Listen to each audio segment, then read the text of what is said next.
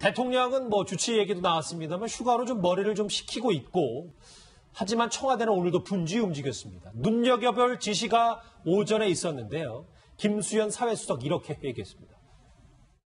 대통령께서는 지난주에 4대강 관련 사항에 대해서 다양한 자료와 정책 방향에 대해서 보고를 받으시고 4대강 사업 정책 결정 및 집행 과정에 대한 정책 감사를 실시할 것을 지시하셨습니다. 물론 이 감사 과정에서 명백한 위법 또는 불법 행위가 발견될 경우 그에 상응하는 후속 조치는 불가피하리라고 생각합니다.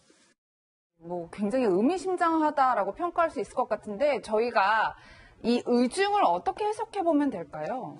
예, 지금 언론이나 모든 예측하시는 분들은 이명박 대통령의 어떤 겨냥한 것이 아니냐, 또 4대강 사업을 통해서 결국은 정치 보복을 하려 하는 것이 아니냐 이런 예측들을 많이 하는데요.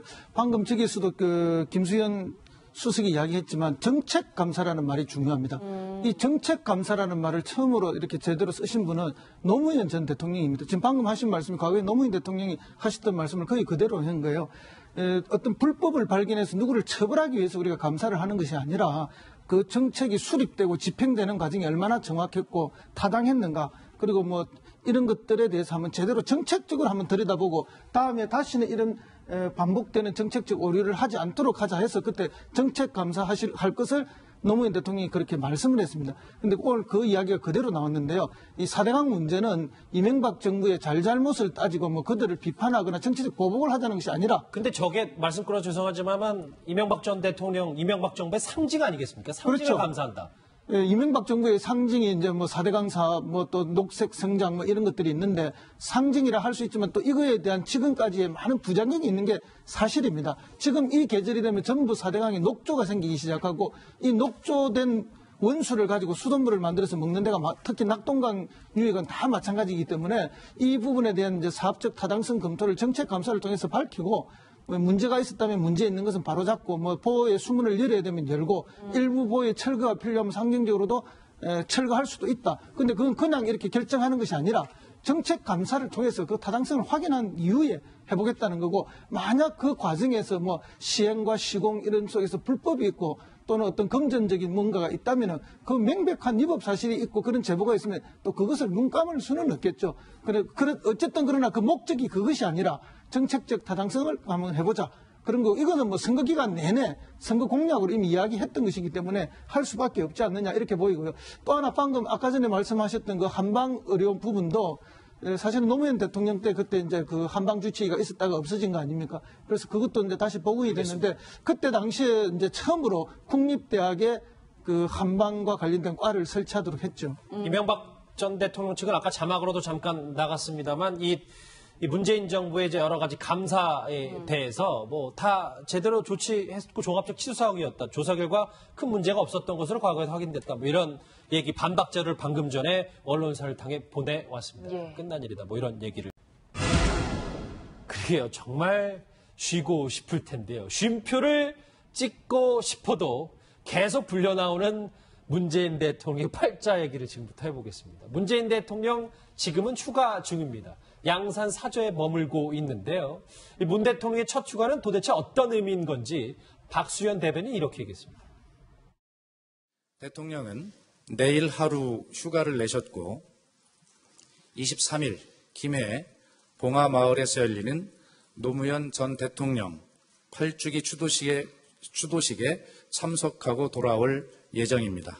대통령의 그 휴가가 연간 약 21일 정도 되는 것으로 그렇게 알고 있고, 그 중에 하루를 정식으로 휴가를 사용하시는 것인데 아마 전국 구상이나 여러 가지를 하기 위해서 하시는 것이고요.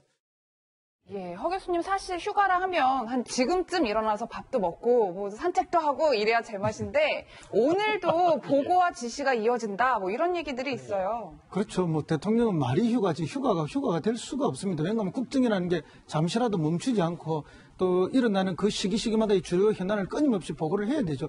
그래서 휴가를 가도 사실은 뭐 부속실장이라든지 주요한 참모들이 다 따라갑니다. 물론 경호실장은 당연하고요. 그렇기 때문에 어디에 계시든지 사실은 정상적인 업무를 할 수밖에 없는 상황인데요. 지금 저기도 보면 이제 양산 집 앞에 이제 주민들이 지금 와서 이제 대통령님 나오세요 하고 불렀다는 거 아닙니까? 집에 들어가 계신데. 그래서 할 수 없이 나와가지고 또 이제 이렇게 사진 촬영을 같이 해주고 했는데 저 모습은 과거에 이제 노무현 대통령이 퇴임해서 봉화에 가 계실 때 시민들이 오시면 이제 뭐 나오세요 이렇게 하면 또 나와서 하루에 몇 차례씩 나와서 같이 사진 찍고 같이 대화 나누고 했던 그런 모습을 연상케 하는 모습인데 어쨌든 뭐 찾아오신 시민들이 저렇게 불렀을 때 나와서 같이 해주는 대통령의 모습은 참 보기는 좋다는 생각이 듭니다. 그러나 이제 지금 현직에 너무 바쁘기 때문에 저걸 지속적으로 할 수는 없죠. 그래서 어느 정도 자제하셔야 또 될 것이라고 생각하는데 북한이 더군다나 미사일을 쏘지 않았습니까? 그렇죠. 일요일 새벽에 쏘고 일요일 오후에 쏘고 이렇게 해서 일요일마다 지금 2번을 달아서 쏘아서 정말 대통령이 쉬는 걸 못 보는 그 북한의 모습이 아닌가 싶은데 사실은 어쨌든 문 대통령을 시험에 들게 하고 있다. 저는 북한의 모습을 그렇게 이해하고 있습니다. 취임 초기에 저렇게 미사일 발사를 연속적으로 하고 또 일요일에 함으로써 어떤 대응 태세를 가지고 있고 어떤 또 미래에 대한 대북 전략이 뭔지를 판단하는 그런 시험이라고 봅니다. 대통령이 지금 휴가 중이라는 걸 아는 이제 분들이 많으니까 양산 시민들 가운데서 저렇게 쉬다 나온 대통령이 같이 사진도 찍고 지금 화면에 보이는 사진 찍어주는 사람이 주영훈 경호실장입니다. 경호실장이 이제 사진사가 됐습니다. 예. 그렇죠. 이종훈 실장님. 네. 근데 취임 12일 만에 휴가다. 이것도 좀 여러 가지 의미가 있는 것 같고 왜 양산을 택했냐라는 해석도 분분해서요. 예, 그렇습니다. 사실 역대 대통령이 한 번도 사용하지 아니한 연월차를 사용한 거예요. 연월차를 사용해 본 적이 없어요. 역대 대통령은 전부 다, 네, 여름 휴가 가겠습니다. 그러면 이제 여름 휴가 한 며칠 다녀오거나, 뭐, 청남대, 또 박 대통령은, 취임 첫 해, 2013년도에, 갑작스럽게 7월 31일 날 블로그에 올려요. 나 지금 저도에 있습니다. 그러니까 휴가를 이렇게 청와대에 공식적으로 발표한 게 아니라 사진 그냥 대단히 오랜만에 보네요. 예, 저도에 있을 때 그냥 블로그에 올려서 내가 지금 저도에 있다라는 걸 알립니다. 그때도 한 5박 6일 정도 이제 저도에서 휴가를 보낸 걸로 알고 있는데 지금 굳이 왜 양산이냐?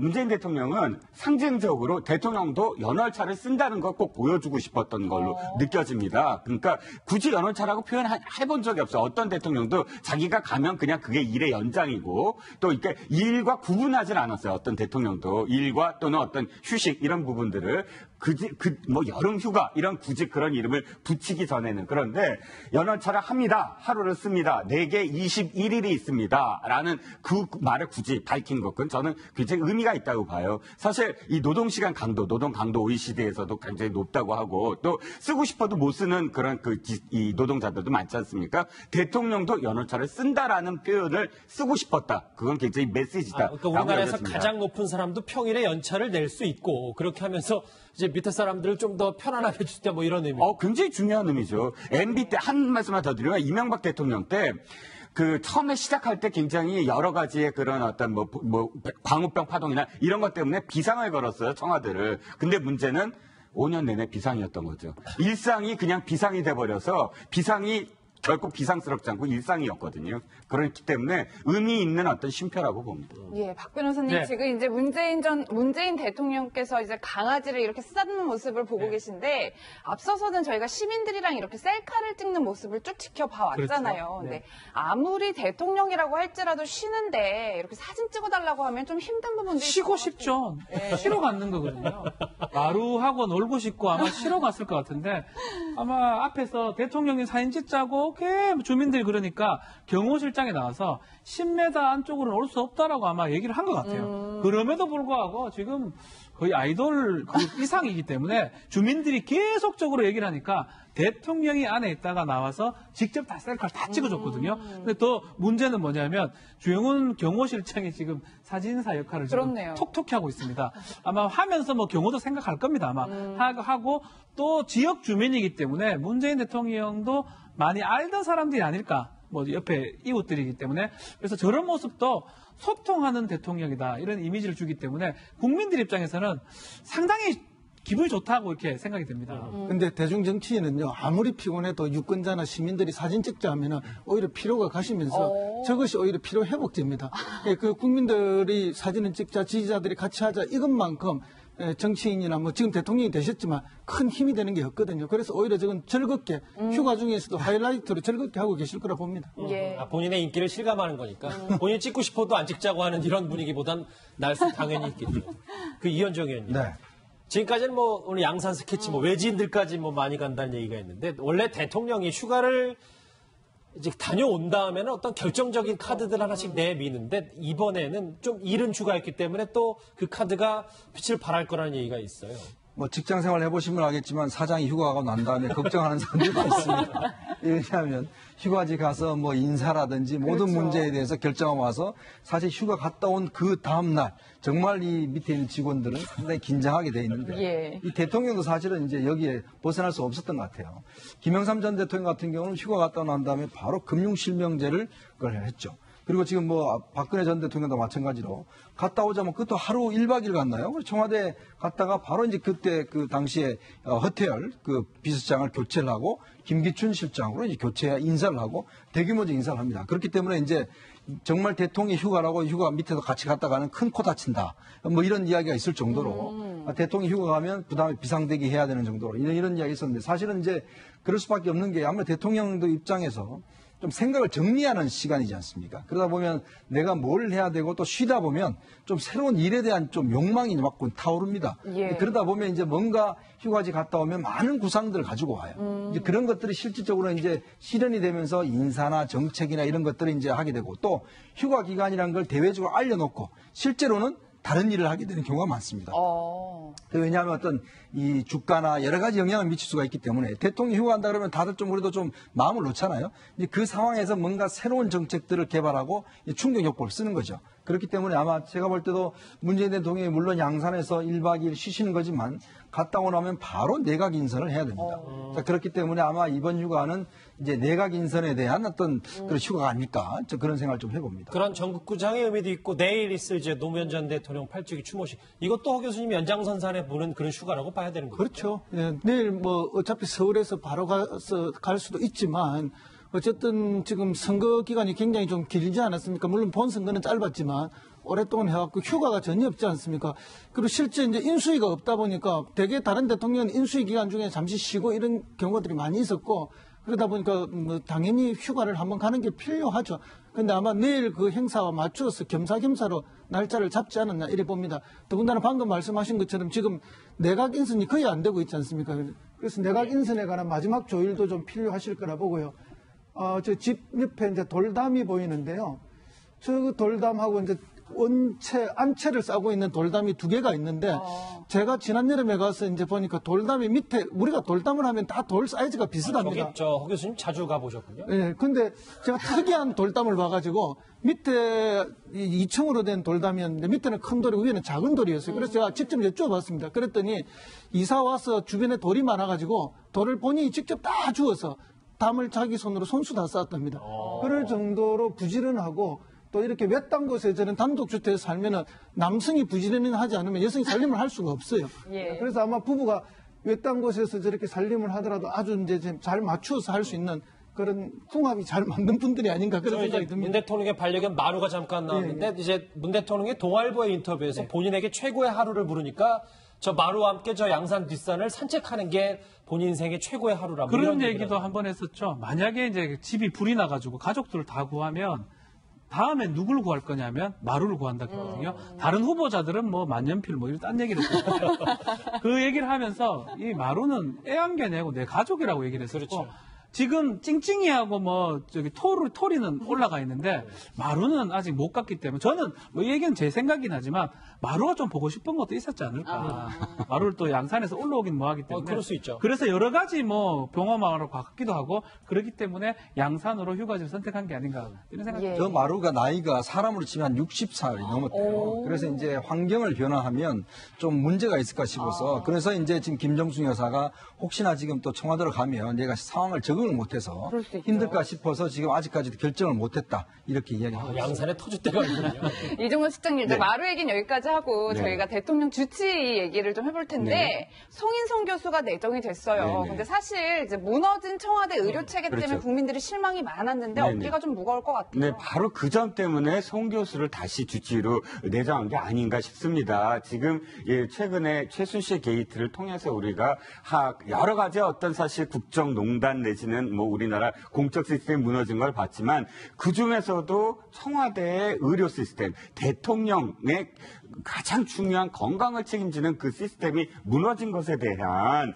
이 우려, 또 그 부분에 대한 참담함이 있지 않았습니까? 그런데 송인성 교수는 사실 지금 뭐 그 노무현 전 대통령의 어떤 주치의로만 또 알려져 있지만 사실은 4대가 의사 집안이에요. 할아버지가 그러니까 연세대 의대 2회 졸업생이고 아버지가 서울대 의대 뭐 3회 졸업생이고 또 아들까지 연대 의대 지금 뭐 재학생입니다. 그래서 4대가 의사 집안인 그런 집안이고 또 본인도 사실 우리 소화기내과에서 진짜 권위자예요. 뭐 헬리코박터균 뭐 많이 들어보셨겠지만 내장 기관에 있어서 헬리코박터균의 어떤 영향에 대해서 우리나라에서 최초로 또 그러니까 발견하신 분이고 그런 여러 가지 점에서 지금은 이제 서울대병원에서 이제 은퇴를 해서 분당 서울대병원 명예교수로 계시지만 그런 여러 가지 점에서 어쨌든 송 교수가 적임자다. 뭐 의학계 내에서의 어떤 존경이라든지 혹은 지금 권위라든지 이런 모든 부분에서 어쨌든 또 한번 해보셨고 다시 그걸 복원하는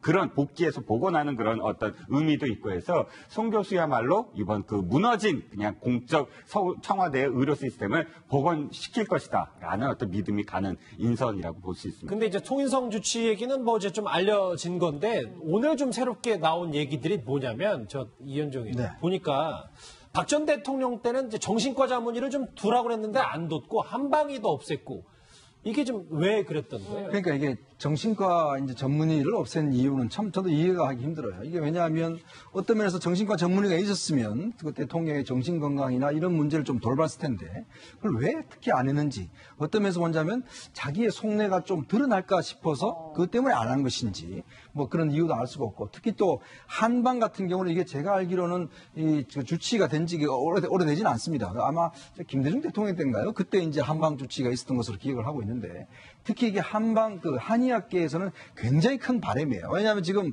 양방 한방으로 해서 사실 한의학계가 굉장히 좀 홀대당하고 있다 이런 이야기가 있는데 청와대 주치의가 된 것 자체가 이제 어느 정도 국가에서 이제 양방과 한방을 인정해 준다라는 그런 의미가 있는데 지난 정권 때는 사실 이게 없었습니다. 그러다 보니까 이번에 다시 이제 한방 주치의를 이제 김성수 경희대 한방병원장을 내정한 것은 아마 한의학계가 굉장히 환영할 만한 일이에요. 아무래도 대통령 입장에서 보면 뭐라도 양방 쪽보다 또 한방 쪽 하는 그런 나름의 특기가 있지 않습니까? 예. 그러면서 본다면 대통령의 건강을 좀 더 종합적으로 살펴본다는 측면에서는 저는 뭐 다행스러운 일이라고 봅니다.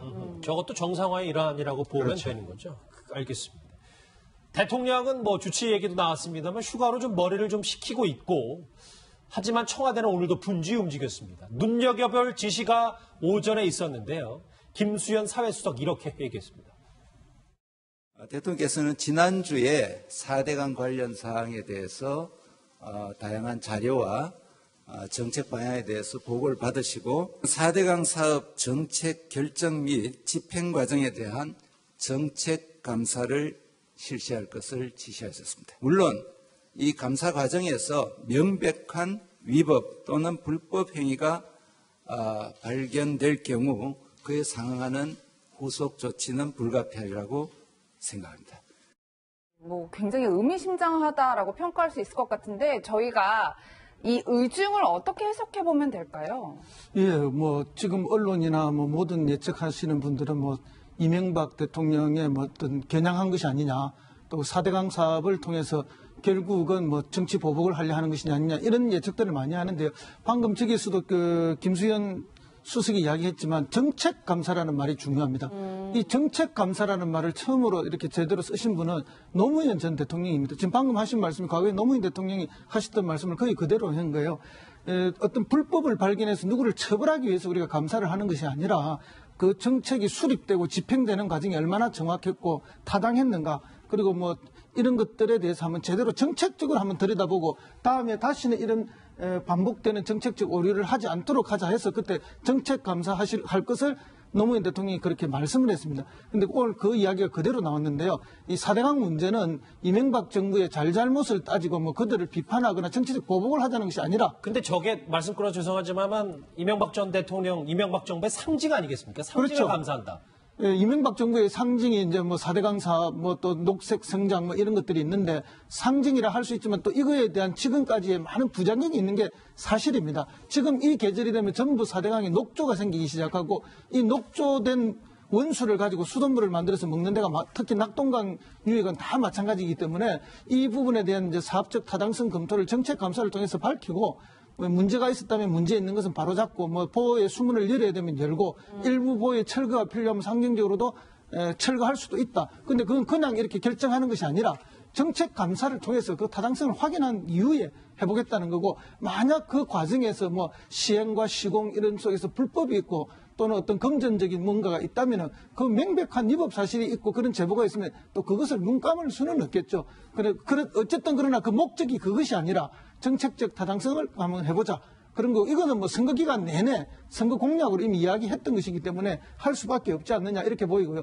또 하나 방금 아까 전에 말씀하셨던 그 한방 의료 부분도 사실은 노무현 대통령 때 그때 이제 그 한방 주치의가 있었다가 없어진 거 아닙니까? 그래서 그것도 이제 다시 복원이 됐는데 그때 당시에 이제 처음으로 국립대학에 그 한방과 관련된 과를 설치하도록 했죠. 이명박 전 대통령 측은 아까 자막으로도 잠깐 나갔습니다만 이 문재인 정부의 이제 여러 가지 감사에 대해서 뭐 다 제대로 조치했고 종합적 치수사항이었다. 조사 결과 큰 문제가 없었던 것으로 과거에 확인됐다. 뭐 이런 얘기 반박자를 방금 전에 언론사를 통해 보내왔습니다. 예. 끝난 일이다. 뭐 이런 얘기를.